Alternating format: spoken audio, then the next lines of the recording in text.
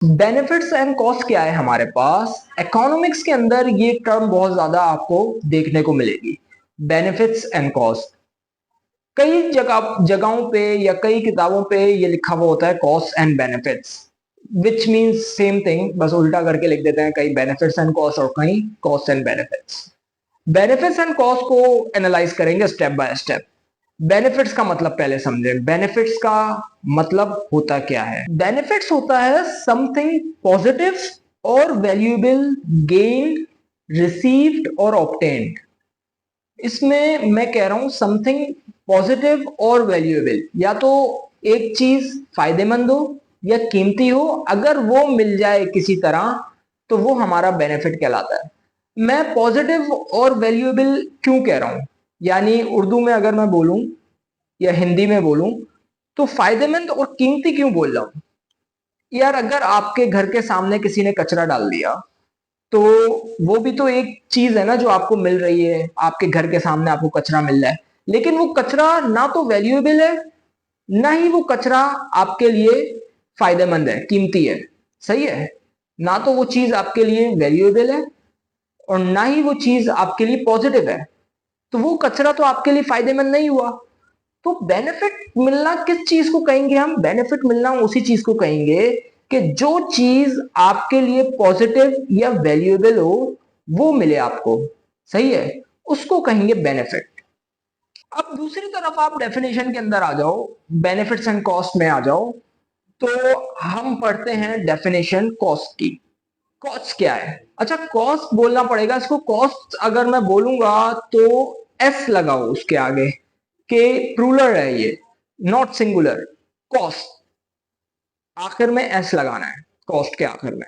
अगर बेनिफिट्स बोल रहे हो तो कॉस्ट बोलोगे, जाहिर है आखिर में एस लगेगा प्लूरल फॉर्म में। कॉस्ट का मतलब क्या होता है? Anything valuable which is given up, lost or sacrifice in order to gain some benefit. Cost क्या है हमारे पास? Anything which is given up, sacrificed or lost in order to gain some benefit is called cost. तो अब आप इस तरह सोचिए कि आपकी गाड़ी का टायर पंक्चर हो गया। आपकी गाड़ी का जब टायर पंक्चर हो गया ना, अब आपको वो पंक्चर ठीक करवाने के लिए पैसे देने पड़ेंगे।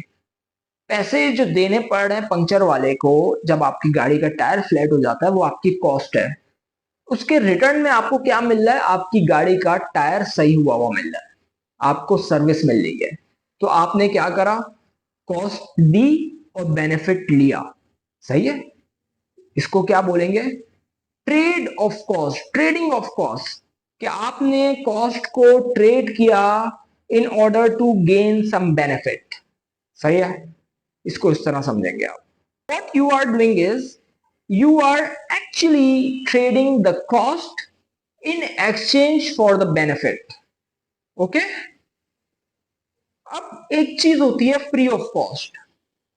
फ्री ऑफ कॉस्ट हम यूजुअली बोलते हैं बिल्कुल किसी चीज का फ्री होना, लेकिन इकोनॉमिक्स में हम कहते हैं कि there is nothing free. English में आपने एक चीज सुनी होगी, there is no free lunch. कि यार कोई दुनिया के अंदर फ्री का खाना, मुफ्त का खाना नहीं होता। अगर कोई शख्स मुफ्त का खाना खिला भी रहा है आपको, तो आपको उसके बदले कुछ उसको देना होगा।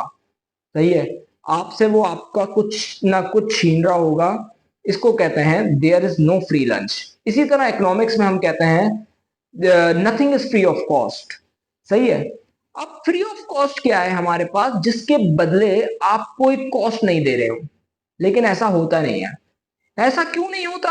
इसकी मिसाल इस तरह है कि जैसे आपके पास कोई दोस्त आया, आप आराम से अपने कमरे में बैठकर किताबें रीड कर रहे हो, और हो सकता है कल आपका उसी किताब से पेपर आना हो, आप किताबें रीड कर रहे हो अपनी, और अचानक से आपके गेट पर दोस्त आया और वो कहता है आओ मैं तुम्हारे साथ खाना खाना चाह रहा हूँ, खाना मैं खिलाऊंगा तुम्हें, तुम बिल की फिक्र नहीं करना। आप चले जाते हो उसके साथ खाना खाने। आपको ये लगेगा यार ये खाना मेरे लिए फ्री है, ये खाना मेरे लिए फ्री ऑफ कॉस्ट है, but in actual you are paying the cost of not studying your book. सही है? अगर आप घर में बैठ के बुक पढ़ लेते तो आप वो अपॉर्चुनिटी मिस कर रहे हो जो आप कर सकते थे। हो सकता है पेपर में कल के दिन उसी बुक से सवाल आना हो। तो यानी वो फ्री का खाना खाने के लिए भी आप कुछ ना कुछ सेक्रीफाइस कर रहे हो। आप अपना टाइम, अपना जो रीडिंग का टाइम है या अपना फ्री टाइम है वो सेक्रीफाइस करके उसके साथ लंच करने जा रहे हो। सो इकोनॉमिक्स के अंदर ये बोला जाता है there is nothing free of cost, और इंग्लिश के अंदर बोला जाता है अमूमन there is no free lunch. सही है। अब थोड़ा आगे चलते हैं। एक कॉन्सेप्ट है हमारे पास नेट बेनिफिट का। नेट बेनिफिट का कॉन्सेप्ट क्या होता है हमारे पास? नेट बेनिफिट्स ये होता है हमारे पास जब आप अपने तमाम बेनिफिट्स ऑफ डिसीजन डिसीजन से अपने जितने बेनिफिट्स आपने लिए हैं उसमें से सारे जो कॉस्ट ऑफ डिसीजन है उसको माइनस कर दो, तो जो निकल के आएगा वो हमारा क्या कहलाएगा? Net benefit. मिसाल के तौर पे जब आपकी गाड़ी का टायर पंक्चर हुआ, आप उसको पैसे दे रहे हो, मिसाल के तौर पे 100 रुपए आप दे रहे हो पंक्चर वाले को अपनी गाड़ी का टायर सही करने के लिए। अब आपने 100 रुपए तो दिए उसको, लेकिन आपने 100 रुपए इसलिए दिए हैं क्योंकि वो 100 रुपए आपके लिए महंगा सौदा नहीं है। जब आपकी गाड़ी का टायर पंक्चर होगा तो आप कहीं जाएंगे जॉब पर आप 200 रुपए कमाएंगे, तो आपके लिए नेट बेनिफिट मिल रहा है। आपको 100 रुपए का टायर सही करवा के आप 200 रुपए का काम कर रहे हो, तो यानी नेट बेनिफिट आपको फिर भी 100 रुपए का हो रहा है। तो इस तरह नेट बेनिफिट कॉन्सेप्ट होता है। और आखिर में एक चीज आपको बताता हूं कि ये जो आप ट्रांजैक्शन करते हैं बेनिफिट्स की और कॉस्ट की, ये क्या होती है हमारे पास? वो ये होती है कि बेनिफिट्स आपको जो चाहिए वो नॉर्मली अनलिमिटेड चाहिए। आपकी जो नीड्स हैं, ख्वाहिशात हैं, वांट्स हैं, वो अनलिमिटेड है। आप अगर छोटा घर मिल जाए आपको, आप चाहोगे बड़ा घर मिल जाए। जब आप बड़ा घर मिल जाएगा, आप किसी दोस्त का घर देखोगे वो उससे भी बड़ा है, आप चाहोगे यार और बड़ा घर मिल जाए। किसी की गाड़ी देखोगे आप चाहोगे यार ये ऐसी गाड़ी मेरे पास आ जाए। तो ह्यूमन की जो नेचर है वो क्या है? Unlimited wants, unlimited needs. सही है, ख्वाहिशात बहुत सारी हैं। इसके बदले जो आप कॉस्ट देना चाहते हो, जो आप पैसे देना चाहते हो, वो क्या है? हमारे पास लिमिटेड रिसोर्सेज है।